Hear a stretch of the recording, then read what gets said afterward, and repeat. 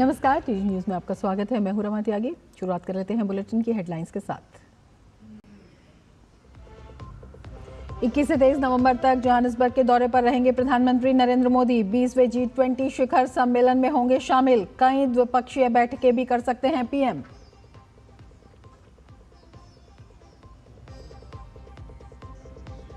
प्रधानमंत्री नरेंद्र मोदी की मौजूदगी में बिहार में हुआ एनडीए सरकार का शपथ ग्रहण समारोह। नीतीश कुमार ने 10वीं बार ली मुख्यमंत्री पद की शपथ। सम्राट चौधरी और विजय सिन्हा समेत 26 चेहरे मंत्रिमंडल में शामिल।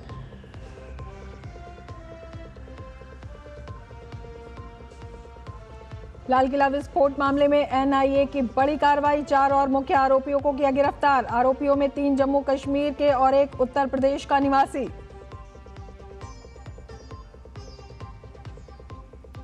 गोवा में 56वें भारतीय अंतर्राष्ट्रीय फिल्म महोत्सव का हुआ शानदार आगाज। भारत समेत दुनिया भर की सर्वश्रेष्ठ फिल्मों का होगा प्रदर्शन। रजनीकांत को मिलेगा विशेष सम्मान।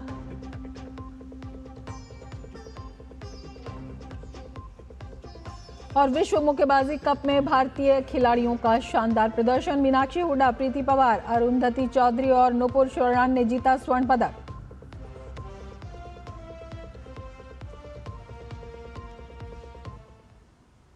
अब विस्तार से समाचार। प्रधानमंत्री नरेंद्र मोदी 21 से 23 नवंबर तक दक्षिण अफ्रीका की राजधानी जोहानिसबर्ग की यात्रा करेंगे, जहां वे राष्ट्रपति सिरिल रामाफोसा के निमंत्रण पर G20 नेताओं के शिखर सम्मेलन में शामिल होंगे।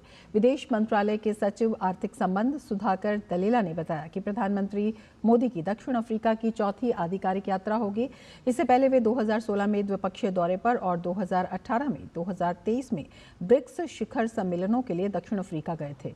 उन्होंने कहा, यह पहली बार है जब G20 शिखर सम्मेलन अफ्रीकी महाद्वीप पर आयोजित हो रहा है।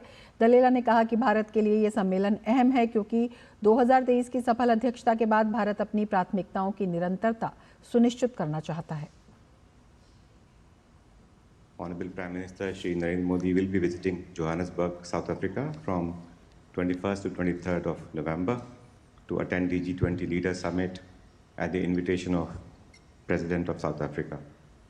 This will be Prime Minister's 4th official visit to South Africa, following his bilateral visit in 2016 and later for the 2 BRICS summits in 2018 and 2023.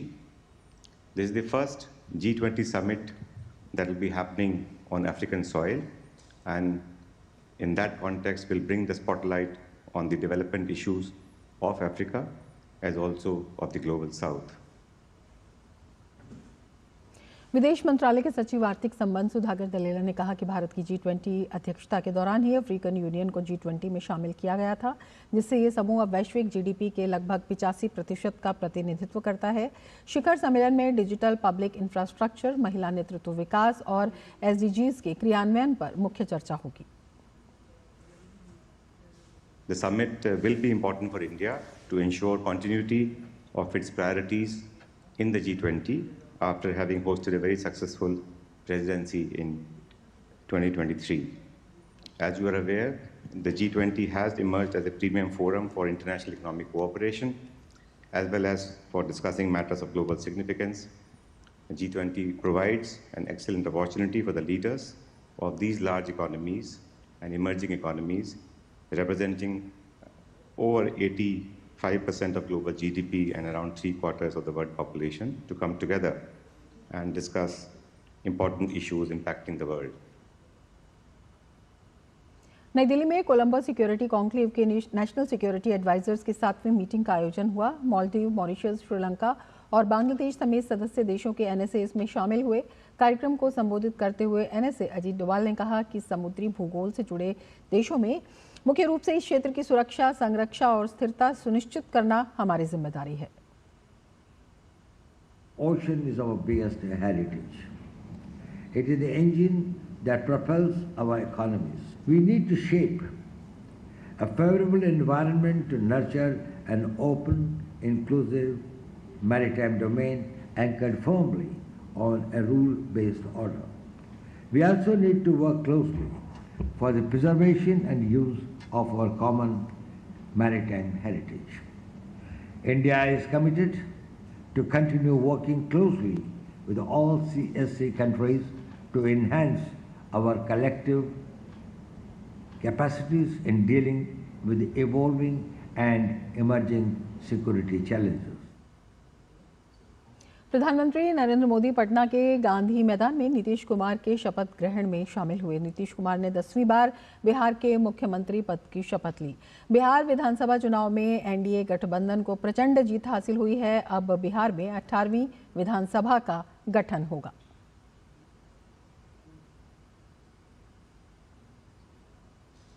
Patna के गांधी मैदान में एक विशेष कार्यक्रम में राज्यपाल आरिफ मोहम्मद खान ने नीतीश कुमार को पद और गोपनीयता की शपथ दिलाई।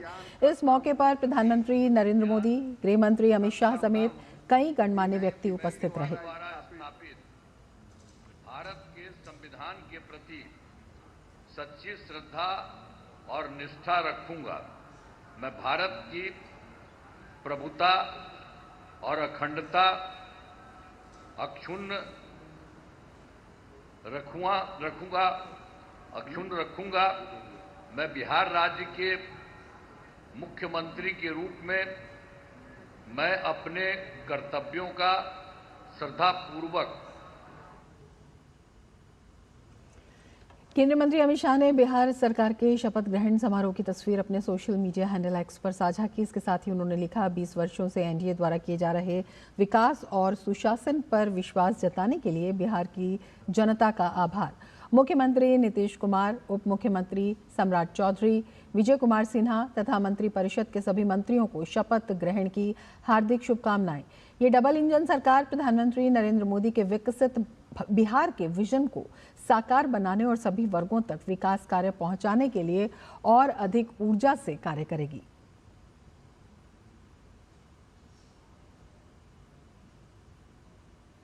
बिहार में नई सरकार का शपथ ग्रहण हो गया है। नीतीश कुमार ने सीएम पद की शपथ ले ली है। इस मौके पर प्रधानमंत्री नरेंद्र मोदी, गृह मंत्री अमित शाह समेत कई गणमान्य व्यक्ति उपस्थित रहे। वहीं नई सरकार के गठन को लेकर आम लोगों का क्या कहना है, आइए दिखाते हैं। बड़ी संख्या में महिलाएं यहां पर आई शपथ ग्रहण समारोह में ऐतिहासिक अवसर का हिस्सा बनने। प्रज्ञा जी हमारे साथ है। प्रज्ञा जी, क्या कहना है? अब मंत्रिमंडल में भी जगह मिली है, 3 महिलाएं हैं, क्या कहेंगे? मुझे लगता है ये बिहार के लिए एक बहुत अच्छा दिन है, बहुत शुभ संकेत है आगे के लिए।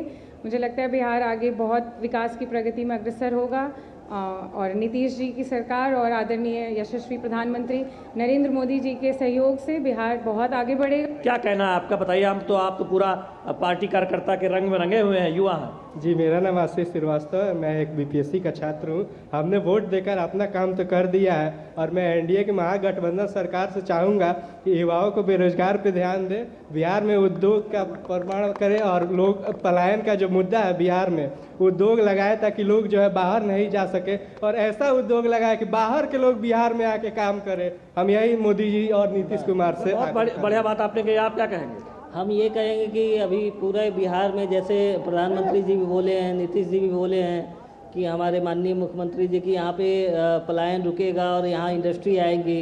इस बार सारे लोग एक साथ हैं और आज बहुत ऐतिहासिक दिन है। आज के दिन में हमारे माननीय प्रधानमंत्री जी भी आए थे, मुख्यमंत्री जी फिर से नीतीश जी हैं और इस बार और आगे बिहार को लेके जाएंगे। भारत में 80% दिव्यांगों के पास किसी भी प्रकार का बीमा नहीं है, जबकि 42% दिव्यांगजन सरकार की प्रमुख स्वास्थ्य योजना आयुष्मान भारत प्रधानमंत्री जन आरोग्य योजना से अनजान है। राष्ट्रीय दिव्यांगजन रोजगार संवर्धन केंद्र यानी NCPEDP ने अपने एक ताज़ा सर्वे में इस बात की जानकारी दी है। NCPEDP की ओर से ये बताया गया है कि देश में करीब 16 करोड़ दिव्यांग हैं जिनके पास न तो सार्वजनिक और न ही निजी बीमा है, जबकि भारत सरकार की तरफ से कई योजनाएं चलाई जा रही हैं, जिसमें निरामया स्वास्थ्य बीमा योजना दिव्यांगजनों की एक प्रमुख योजना है, जिससे किफ़ायती देखभाल तक पहुंच सुनिश्चित होती है। भारत सरकार की ministry of social justice and empowerment की एडिशनल सेक्रेटरी मनमीत कौर नड्डा के मुताबिक वर्तमान के इन चुनौतियों के समाधान हेतु कई महत्वपूर्ण सिफारिशें की गई हैं। साथ ही सभी स्कीमों के लिए ये अनिवार्य कर दिया गया है कि उन्हें UDID सिस्टम से जोड़ा जाए। जो भी स्कीम बनाते हैं तो एक्चुअली सबका एक ही रिक्वायरमेंट होकर सोच के बनाते हैं, वो वहाँ पे प्रॉब्लम होती है। और आजकल की जो मेन स्ट्रीम है, आजकल की फाइनेंशियल रेशियो है वो सब कंसिडरेशन में नहीं लेते हैं। वो जो 30-40 साल पहले जैसा था डिसेबिलिटी सेक्टर, वही आजकल भी सोचते हैं चलो ये डिसेबल है, इसके तो बहुत सारे प्रॉब्लम्स होते हैं और हम लोग इनको इंश्योरेंस दिए तो वो कहीं जाके गिर जाएगा, कुछ होगा, इंश्योरेंस जल्दी क्लेम करेगा। सो वैसा दिमाग में जो माइंड सेट है वही बड़ा प्रॉब्लम है आजकल। इस तरीके से सीनियर सिटीजन्स को इंक्लूड किया है irrespective of income category. Disabled लोगों को भी इंक्लूड किया जाए, एज और इनकम क्राइटेरिया ना रखे हुए। IRDAI भी डायरेक्शन दे है प्राइवेट हेल्थ इंश्योरेंस को कि इसको अफोर्डेबल बनाया जाए, एक स्टैंडर्डाइज किया जाए प्ले के, और अवेयरनेस लाई जाए, ट्रेनिंग की जाए इनके सारे इंश्योरेंस प्रोडक्ट के, क्योंकि इंश्योरेंस बहुत ज़रूरी है। अवेयरनेस एक बहुत बड़ा एक फैक्टर है जिसकी कमी है। बजट रिक्वायरमेंट्स भी एक कमी है और एनफोर्समेंट रेगुलेटर ने पॉलिसी बहुत बढ़िया बनाया है। उनका मास्टर सर्कुलर बहुत स्पेसिफाई करता है कि हर हेल्थ इंश्योरेंस, नॉन लाइफ इंश्योरेंसर और लाइफ इंश्योरेंसर के लिए इंश्योरेंस पैकेज बनाना है, लेकिन इसकी ग्राउंड लेवल पे एनफोर्समेंट करना और ये इंश्योर करना कि हर इंश्योरेंस कंपनी इसको दे और उनकी एप्लीकेशन को बिना रीज़न के ना रिजेक्ट करे, और अगर रीज़न दे तो पूरा सेटिस्फैक्ट्री रीज़न दे और डॉक्यूमेंटेशन सही करके और फाइनली उनके एप्लीकेशंस को एक्सेप्ट करे और उसका एक टारगेट बांधा जाए। और अब वक्त है डीडी न्यूज़ के साथ।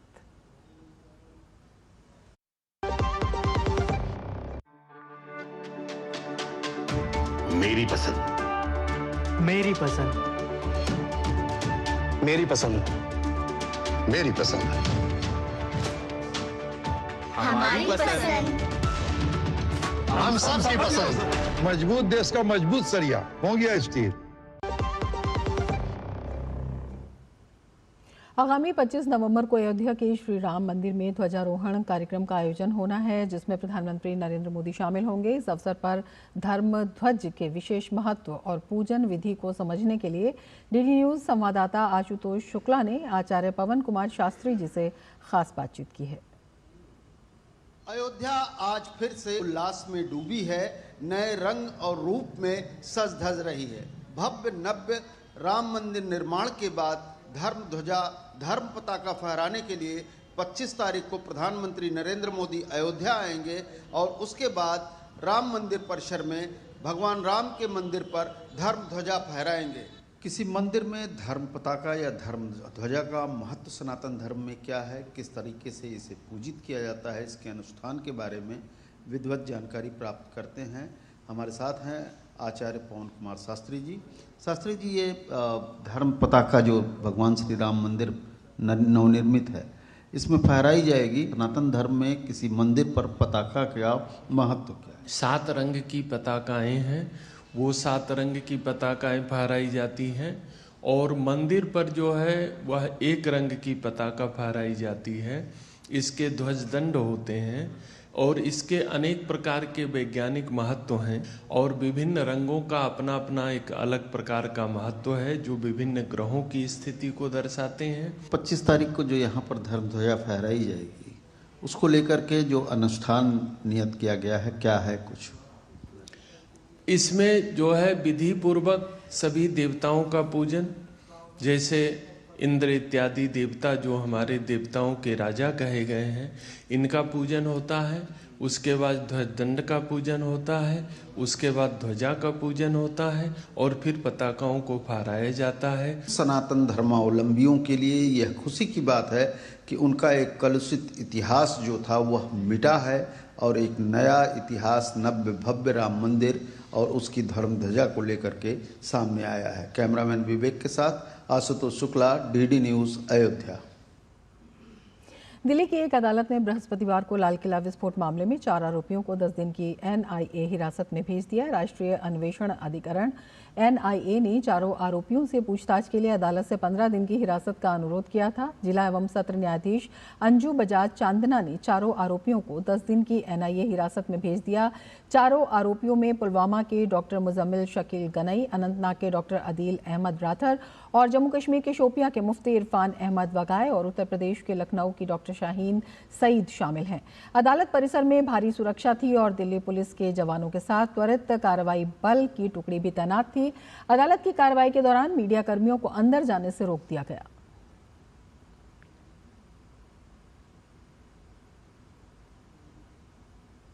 चुनाव आयोग ने एसआईआर के दूसरे चरण को लेकर आंकड़े जारी किए। निर्वाचन आयोग ने बताया है कि 9 राज्यों और 3 केंद्र शासित प्रदेशों में 50.40 करोड़ से ज्यादा एन्यूमरेशन फॉर्म वितरित किए जा चुके हैं। वहीं 10 करोड़ से ज्यादा फॉर्म डिजिटाइज किए गए।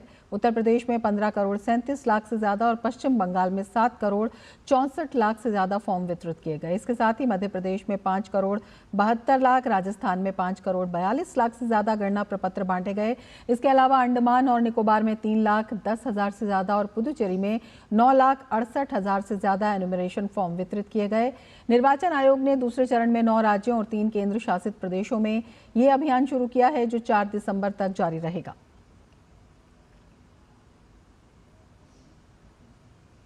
गुजरात के सूरत में ईडी ने साइबर अपराध धोखाधड़ी मामलों में बड़ी कामयाबी हासिल की है। ईडी ने 100 करोड़ रुपए से अधिक के साइबर अपराध मामलों में पीएमएलए 2002 के तहत मकबूल अब्दुल रहमान डॉक्टर और उनके परिवार और सदस्यों की 2.13 करोड़ रुपए की 3 अचल संपत्तियों को अस्थायी रूप से कुर्क किया है।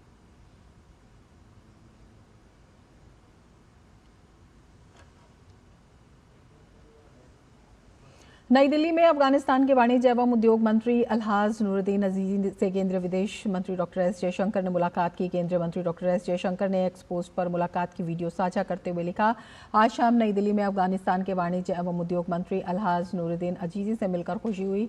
इस दौरान ट्रेड, कनेक्टिविटी और लोगों के बीच संबंधों को मजबूत करने के तरीकों पर चर्चा हुई। अफगानिस्तान के लोगों के विकास और भलाई के लिए भारत का सपोर्ट दोहराया।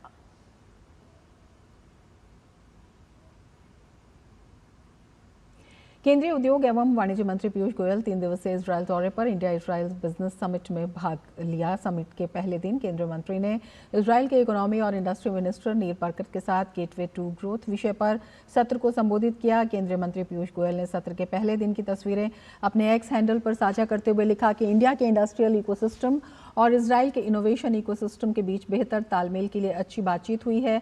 हमने इजरायली कंपनियों और स्टार्टअप्स को इंडिया में आकर को डेवलप, को डिजाइन और को प्रोड्यूस करने के लिए आमंत्रण दिया है।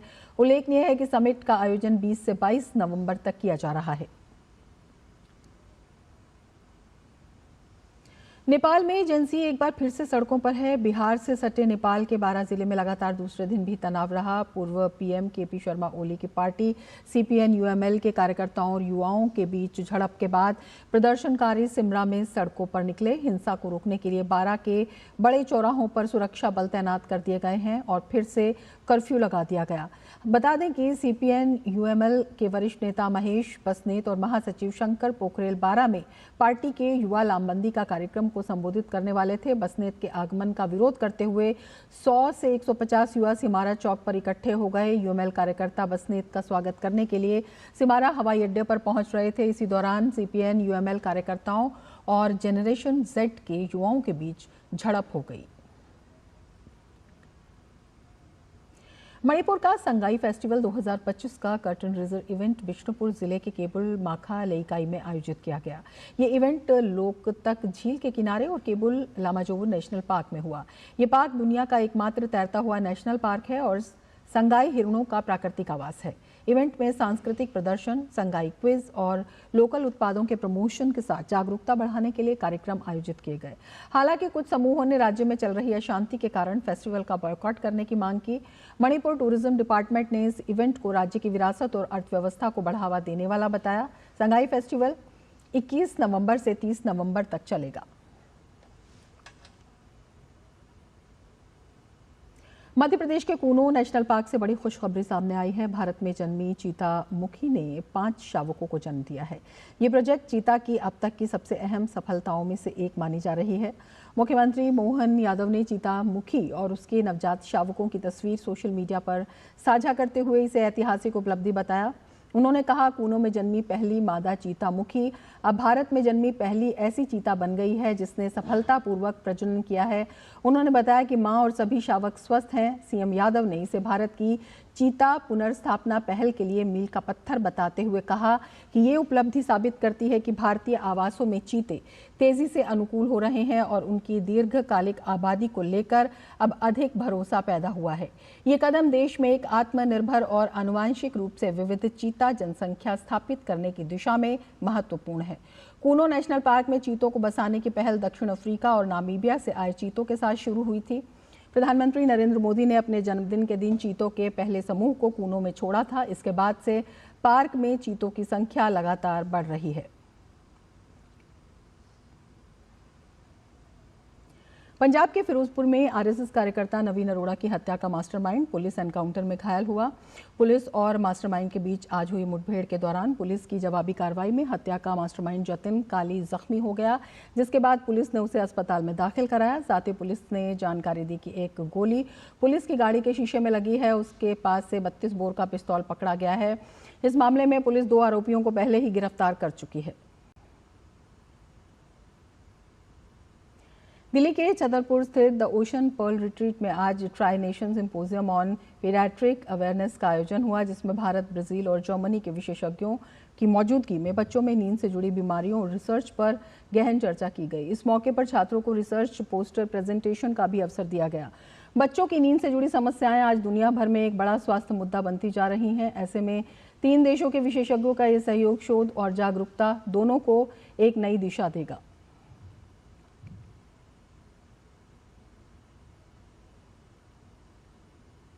We are a team of doctors who are organizing a symposium on pediatric sleep disorders and the current advances that are going all around the world. This small symposium is for the betterment of the child who is not able to sleep, जो कि हमारी सबसे main importance है। हर किसी को आराम मिले, किसी भी पैथी से मिले वो ज़रूरी नहीं है। इस सिम्पोजियम की एक और जो खासियत है वो है कि जो नए डॉक्टर्स आ रहे हैं, जो नए स्टूडेंट्स आ रहे हैं, उनको रिसर्च में, उनको साइंटिफिक अप्रोच में एक गाइडेंस मिले ताकि वो आगे चल के और बेहतर डॉक्टर्स बन सकें और रिसर्च वर्क में अपना काम और नाम बढ़ा सकें।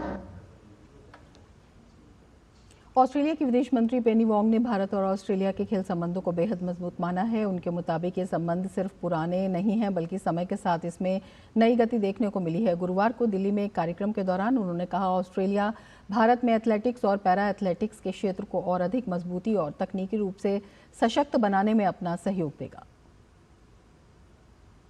खेल के क्षेत्र में आपसी सहयोग को आगे बढ़ाने, भारत और ऑस्ट्रेलिया खेल संगठनों के बीच साझेदारी को मजबूत करने और एक समावेशी खेल नीति विकसित करने के सहयोग के दायरे को आगे बढ़ाने की दिशा में भारत और ऑस्ट्रेलिया के संबंध पहले से ही नई करवट ले चुके हैं।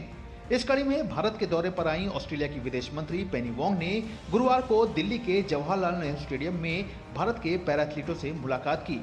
इस दौरान उन्होंने भारत और ऑस्ट्रेलिया के खेल संबंधों को बुनियादी स्तर पर बेहद मजबूत माना। ऑस्ट्रेलिया की विदेश मंत्री ने आपसी खेल सहयोग को आगे बढ़ाने की दिशा में कुछ महत्वपूर्ण घोषणाएं की, जिसमें देश के एथलेटिक्स और पैरा एथलेटिक्स के क्षेत्र को और अधिक मजबूती और तकनीकी रूप से सशक्त बनाने की बात की गई। Launching new partnerships to strengthen India's athletic and para-athletic development, including a capacity building program for Indian para-athletic coaches, providing 20 coaches with the opportunity to receive targeted training in Australia delivered through our Australia Awards program. We're also delivering a para-swimming coaching workshop delivered in India in partnership with your Paralympic Committee, the Para-Swimming Federation of India and Swimming in Australia, and in the High Performance Coach Development Program. खेल विज्ञान और प्रौद्योगिकी के जरिए athlete के प्रदर्शन को बेहतर करना और भविष्य के लिए एक रोड मैप बनाना भी इसकी एक महत्वपूर्ण कड़ी है। Para high jumper Sharad Kumar के मुताबिक आने वाले समय में इसका असर व्यापक होगा। इंडिया को एक स्पोर्टिंग नेशन बनने के लिए जो ऑलरेडी हम उस सही रास्ते पे हैं, हमें एक दूसरे से गाइडेंस लेना पड़ेगा और हमारे स्पोर्ट्स ऑफ इंटरेस्ट भी काफ़ी सेम है, जैसे क्रिकेट है। तो आई थिंक इन दोनों के पार्टनरशिप से, उनके एक्सपीरियंस से हम लोग एक अच्छा स्पोर्टिंग नेशन बन सकते हैं। क्रिकेट के मैदान से लेकर कबड्डी के मैदान तक कोचिंग अकादमियों से लेकर उच्च तकनीक वाली प्रयोगशालाओं तक भारत और ऑस्ट्रेलिया के खेल संबंध नई दिशा लेते दिखाई दिए हैं। ऐसे में अब ये एक नई पहल इन संबंधों को एक नई ऊर्जा देगी, जो जाहिर तौर पर देश को खेल के मानचित्र पर और सशक्त रूप से सामने रखेगी। Gaurav Kumar, DD news, Delhi. इसके साथ ही इस बुलेटिन में फिलहाल इतना ही। नमस्कार।